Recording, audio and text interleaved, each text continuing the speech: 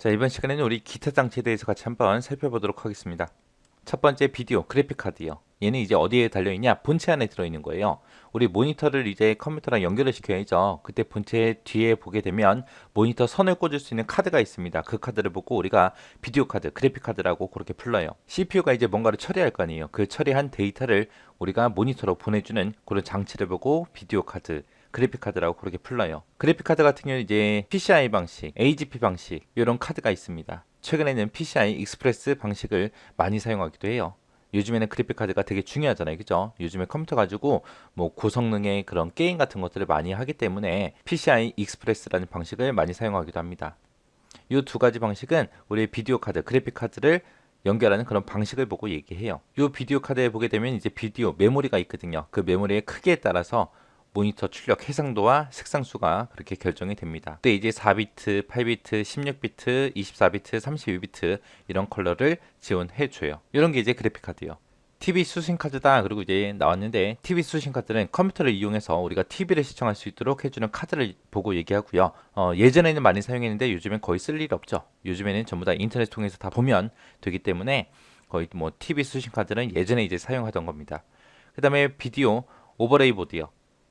얘는 이제 외부 비디오 신호를 컴퓨터 화면에서 함께 표시할 수 있도록 해주는 장치를 보고 비디오 오버레이 보드라고 합니다. 그래서 TV나 비디오 같은 것들을 보면서 우리가 컴퓨터 작업을 할 수 있게 그렇게 해주는 장치가 비디오 오버레이 보드요. 그 다음에 비디오 캡처 보드라고 있는데 비디오 캡처 보드는 비디오 카메라 같은 걸로 이제 동영상을 찍을 거 아니에요. 그런 동영상 데이터를 컴퓨터에서 사용할 수 있도록 이제 디지털 신호로 변환해서 파일로 저장해 주는 그런 장치를 보고 비디오 캡처 보드라고 합니다. 그 다음에 이제 엠팩 보드요. 엠팩이다 그러면 엠팩은 뭘 얘기하냐면은 압축된 데이터를 빠른 속도로 이제 복원시켜주고 재생시켜주는 그런 장치를 보고 얘기해요.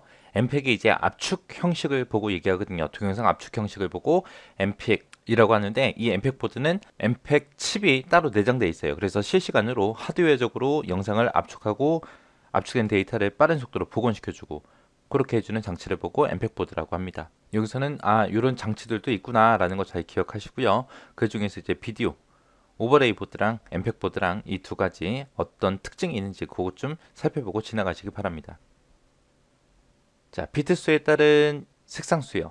자, 4비트다 그러면 이제 2의 4승, 2의 4승이라고 표현을 하는데 여기서 2라는 숫자가 왜 나왔냐? 컴퓨터는 이진수를 쓰기 때문에 2라는 숫자가 나온 겁니다. 그래서 2의 4승에서 16가지의 색깔을 표시하고요.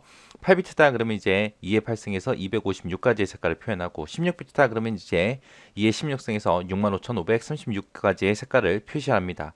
그 다음에 24비트다 그러면 이제 2의 24승에서 1677만 7216가지의 색깔을 표현하는 걸 보고 얘기해요.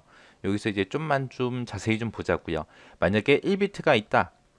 1비트가 있다. 그 얘기는 숫자를 저장할 수 있는 공간이 한 칸이 있다는 거예요. 한 칸. 한 칸. 한 칸이 있을 때 여기에 0과 1 둘 중에 하나를 표시할 수 있잖아요. 그죠? 여기다 내가 표시할 수 있는 거는 0을 표시하든 1을 표시하든 둘 중에 하나요. 그래서 얘는 2의 1승은 2죠. 그래서 두 가지를 표현할 수 있다라고 그렇게 표시하는 거예요. 만약에 2비트가 있다라고 생각해 보세요. 2비트가 있다면 내가 쓸 수 있는 칸이 두 칸이 있다라는 거예요. 그럼 내가 여기다 쓸 수 있는 숫자가 0, 0을 쓸 수도 있는 거고요. 0, 1을 쓸 수도 있고 1, 0을 쓸 수도 있고 1, 1을 쓸 수도 있죠. 그래서 2비트를 가지고 있으면 네 가지를 표현할 수 있습니다. 그거를 2의 2승은 4다라고 그렇게 표시하는 거예요. 이런 식으로 해서 계속 늘어난 거예요, 지금. 이렇게 해서 이제 비트 수에 따른 표현할 수 있는 색상수 이런 식으로 구하면 되더라라고 그렇게 기억을 하시면 됩니다. 그 다음에 이제 비디오 데이터 크기 구하는 방법이요. 크기 구하는 방법. 이게 이제 시험 문제에 자주 나오거든요. 자, 해상도다 그러면 이제 가로 픽셀 수, 세로 픽셀 수 이거 두 개를 곱해요. 곱해서 그 다음에 색깔 어떤 색을 쓰는지 몇 비트의 색깔을 쓰는지 그거를 바이트 단위로 표시를 해서 곱해주면 돼요. 거기다 이제 초당 몇 프레임이 움직이는지 그 프레임 수 곱해주면 됩니다. 여기서 꼭 기억해야 되는 거는 얘예요. 예, 요거 기억하셔야 돼요. 바이트요. 바이트라는 단위로 곱해주는 거예요. 자, 예를 들어서 640 곱하기 480의 해상도를 갖는 화면이 있대요. 거기서 이제 30fps로 저장이 되고 했어요. 여기서 30fps가 뭐냐면은 초당 프레임 수 얘기하는 거예요.